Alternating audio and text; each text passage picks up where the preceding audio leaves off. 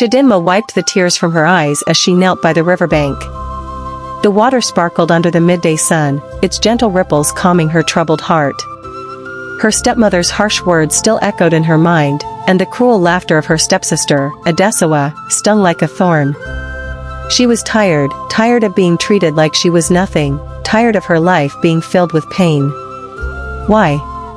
Chidinma whispered, her voice trembling. "Why do they hate me so much?" The river seemed to stir in response. The water shimmered, and a soft glow began to spread across its surface. Chidinma's breath caught in her throat as the glow grew brighter. Then, from the depths of the river, emerged a figure so beautiful it was almost too much to behold. Her hair flowed like water, cascading down her back in waves of green, blue, and silver. Her skin shimmered with the same colors, making her appear both ethereal and otherworldly. Her eyes held the depth of the river itself, filled with wisdom and kindness. It was Radiant Miri, the river goddess. Chidinma, the goddess spoke, her voice like the gentle lapping of water against the shore. "I've heard your cries. I've seen your pain. Your heart is pure, and your spirit is strong. You deserve more than the life you've been given." Chidinma's eyes widened. She couldn't believe what she was seeing. She fell to her knees, bowing her head in reverence. "Thank you, Radiant Miri. I don't know what to say." The goddess smiled softly. "Rise, child. I have a gift for you." She reached out, and a glowing blue light began to form in her hand. It swirled and danced like water, then floated toward Chidinma, settling into her chest. A warm, soothing feeling spread through her body. "This is the power to heal," Radiant Miri explained. "Use it wisely. Help those in need, and let your kindness guide you. But remember, true power comes from the heart. Do not let envy or greed consume you." Chidinma felt tears streaming down her face. "I won't forget. I promise." The goddess nodded, her form beginning to fade. "Good. Now go, and may the river's blessings be with you." As Radiant Miri disappeared into the water, Chidinma felt a newfound strength within her. She stood up, her eyes filled with determination. She would use this gift to help others, just as the goddess had said. Word of Chidinma's healing powers spread quickly through the village. People came from far and wide to seek her aid. She healed the sick, eased the pain of the injured, and brought hope to those who had lost it. Her fame grew, and with it, the admiration of many. One day, as Chidinma was tending to a child with a broken arm, a handsome stranger approached her. He was dressed in regal attire, his presence commanding respect. His kind eyes were filled with admiration as he watched her work. "You're as beautiful as they say," he said, his voice warm and gentle. "And your kindness is even greater." Chidinma looked up, her cheeks flushing. "Thank you, sir. I only do what I can to help." The man smiled. "I am Prince Adakunal. I've heard so much about you, Chidinma. Your gift is remarkable, but it's your heart that truly sets you apart." Her heart skipped a beat. "A prince? Here in her village? I'm honored, Your Highness." "I've come to ask for your hand in marriage," Prince Adakunal said, his tone sincere. "I need a queen with a pure heart, someone who can bring change to my kingdom. I believe you are that person." Chidinma was speechless. She had never imagined such a thing could happen to her. I don't know what to say." "Take your time," the prince said gently. "But know that I am serious. I see the goodness in you, Chidinma. I want you by my side." Meanwhile, back at her stepmother's house, Adesawa seethed with jealousy. She had heard about Chidinma's powers and the prince's proposal. How could this be happening? She thought bitterly. She doesn't deserve any of this. "Mother!" Adesawa stormed into the room where her stepmother sat, sharpening a knife with a stern expression. "Did you hear? Prince Adakunal wants to marry Chidinma." The stepmother's eyes narrowed. "I heard. That girl is stealing everything that should be yours." She set the knife down, her voice cold. We need to do something about it. What can we do? Adesawa asked, desperation in her voice. She has powers now. She's untouchable. The stepmother's lips curled into a cruel smile. There is one who can help us. The powerful witch doctor. He can take her powers and give them to you. And he can make the prince fall in love with you instead. Adesawa's eyes lit up with hope. Yes. Let's go to him right away. The witch doctor's hut was dark and filled with strange artifacts. The air was thick with the scent of herbs and smoke. The old man sat in the center, his piercing eyes watching as Adesawa and her stepmother entered. What do you seek? He asked, his voice low and raspy. We want you to take Chidinma's powers, the stepmother said firmly. And we want the prince to love my daughter instead. The witch doctor's eyes gleamed. It will come at a price. Are you willing to pay? Yes, Adesawa said without hesitation. I'll do anything. The witch doctor nodded. Very well. Bring me something that belongs to Chidinma. A lock of her hair, a piece of her clothing. Anything. Adesawa quickly left, returning with a small scarf Chidinma had left behind. The witch doctor took it, muttering incantations under his breath as he mixed it with strange ingredients in a bowl. The mixture began to glow, and the air around them grew colder. Are you sure about this, Adesawa? He asked, his eyes locking onto hers. Once this is done, there is no turning back. I'm sure, she said, her voice filled with determination. The next day, Chidinma woke up feeling uneasy. Something was wrong. She reached for the scarf she usually kept by her bedside, but it was gone. Before she could think more about it, there was a knock at her door. She opened it to find Prince Adekunle standing there, a confused expression on his face. Chidinma, I need to speak with you.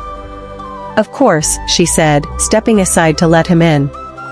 What's wrong? The prince hesitated, his eyes distant. I've been thinking, maybe I was wrong. Maybe I should marry someone else. Chidinma's heart sank. What do you mean? Adesawa, he said, the name foreign on his lips. I think she's the one I'm meant to be with. Chidinma's world seemed to crumble around her. But, what about what you said to me? About my heart? The prince looked conflicted, as if fighting an internal battle. I don't know what's happening, Chidinma. I feel drawn to her. It's like my heart is no longer my own. Her stomach turned. She had always known Adesawa was envious, but this? This was beyond jealousy. She reached out, her hand trembling as she touched his arm. Adekunle, please. This isn't you. Something is wrong. I can feel it. He flinched at her touch, his expression torn. For a brief moment, his eyes softened, and she saw a flicker of the man she had come to care for. But just as quickly, it was gone, replaced by that distant, cold stare. I'm sorry, Chidinma. I need to go. No. The word ripped from her throat before she could stop it. She stepped in front of him, blocking the door. Her chest rose and fell with ragged breaths, her eyes locking onto his. You're not leaving. Not like this. Not until you tell me the truth. Adekunle's jaw tightened, his hands clenching at his sides. Chidinma, don't make this harder than it needs to be. Harder, she hissed, her voice rising. You come into my home, into my life, and threaten to tear it apart, and you think I'll just let you walk away? No. I deserve answers. For a long moment, they stood there, the tension between them crackling like a storm. Then, with a heavy sigh, Adekunle turned away, his shoulders slumping. I don't know what's happening to me, he admitted, his voice barely above a whisper. Every time I try to think of you, of us, my mind, it's like there's a fog. And when I think of Adesawa, it's clear. It's like she's all I can see. Chidinma's heart ached at the pain in his voice. She stepped closer, her hand resting gently on his shoulder. Adekunle, this isn't natural. Someone's done something to you. To us. He turned to face her, his eyes searching hers. What are you saying? I'm saying that Adesawa wouldn't have passed up an opportunity like this, she said, her voice steady despite the fear gnawing at her insides. She's always wanted what I have. And now, she's taken it. Adekunal's brow furrowed, conflicting emotions flashing across his face. You think she's behind this? I know she is, Chidinma said firmly. And I think I know how to fix it. Adesawa stood in front of the mirror, admiring her reflection. The royal gown she wore clung to her curves, the jewels adorning her neck and wrists sparkling in the candlelight. A satisfied smile tugged at her lips as she twirled, the fabric swirling around her. This is what it feels like to be a queen. But as she turned, her reflection shifted. Her smile faltered as she noticed the darkness creeping into her eyes, the shadows that seemed to linger just beneath the surface. A chill ran down her spine, and she quickly looked away. It's nothing, she told herself. Just a trick of the light. Still, the unease lingered. She crossed the room, her heels clicking against the polished floor, and poured herself a glass of wine. The rich, red liquid swirled in the glass as she raised it to her lips, taking a long sip. The warmth spread through her, calming her nerves. Everything is fine. The sound of the door creaking open made her freeze. She turned, her heart skipping a beat as she saw Chidinma standing in the doorway. Her sister's eyes burned with determination, and Adesawa's grip tightened around the glass. What are you doing here? Chidinma stepped inside, her gaze never wavering. I could ask you the same thing. This isn't your home, Adesawa. You don't belong here. Adesawa's lips curled into a smirk. Don't I? It seems the prince disagrees. In fact, he's quite taken with me. You know that's not true, Chidinma said, her voice low and dangerous. You've done something to him. To us. And I'm here to put an end to it. Adesawa laughed, a cold, hollow sound that sent shivers down Chidinma's spine. Oh, Chidinma. Always the righteous one. Always the hero. But this time, you're too late. The spell is already cast. The prince is mine. No, Chidinma said, stepping closer. He's not. And I'll prove it. Adesawa's smirk faltered for a moment, uncertainty flickering in her eyes. But she quickly masked it, lifting her chin in defiance. And how do you plan to do that? You're just a healer. What could you possibly do against magic? Chidinma's lips curved into a small, knowing smile. More than you think. The room fell silent as the two sisters stared each other down, the air thick with tension. Then, with a soft whoosh, the candles flickered and went out, plunging the room into darkness. Adesawa gasped, her heart racing as she stumbled back. What's happening? Chidinma's voice echoed through the darkness, calm and steady. You wanted power, Adesawa. But you didn't think about the cost. Now, it's time to face it. As the darkness enveloped the room, Adesawa's fear grew. She stumbled around, trying to find the door, but Chidinma's presence seemed to be everywhere. Suddenly, the candles flickered back to life, casting eerie shadows on the walls. Adesawa saw Chidinma standing before her, her eyes blazing with determination. You can't defeat me, Adesawa spat, trying to sound braver than she felt. I have the witch doctor's magic on my side. Chidinma's smile grew wider. You may have magic, Adesawa, but I have something you'll never have, the blessing of Radiant Miri. Her power is stronger than any dark magic. With a wave of her hand, Chidinma summoned the river goddess's power. The air around Adesawa began to shift and swirl, as if the river itself was rising up to claim her. Adesawa tried to resist, but it was too late. The power of the river goddess washed over her, breaking the spell that had been cast over Prince Adekunal. The prince, who had been standing frozen in the doorway, suddenly shook his head, as if clearing the fog from his mind. He looked at Adesawa with confusion and disgust, then turned to Chidinma. Chidinma, what's going on? He asked, his voice filled with concern.